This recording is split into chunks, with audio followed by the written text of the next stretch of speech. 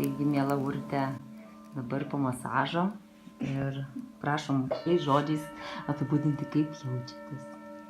Aš niekada nemėgau masažų. Dabar labai gerai.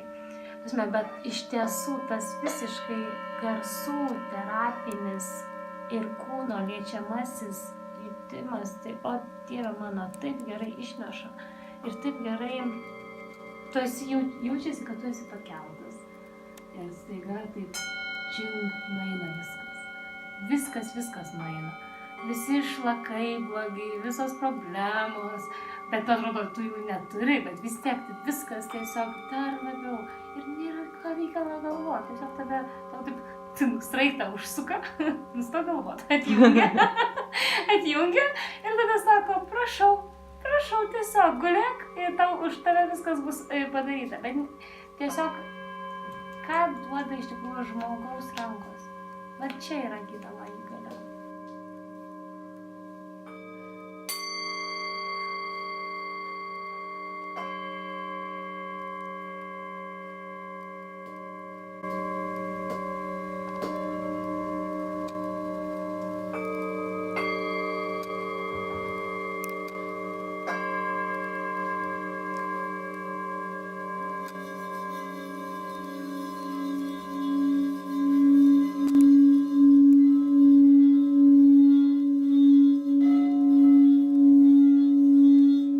Labiausiai tai yra galbūt, sakyčiau, va šitas masažas, va šitas su garsais. Va dabar supratau atsakymą.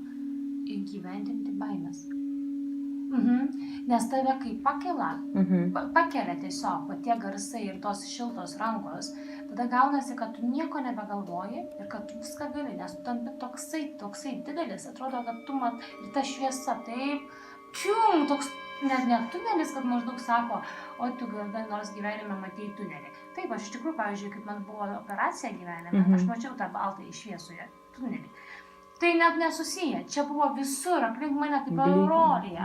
O tokio fiziškai ir aukso, tu patekai į saulę, tu patekęs esi į saulės burbulą, kuriame dar esi pakilęs. Ir tu tiesiog, kam tau reikia bijoti?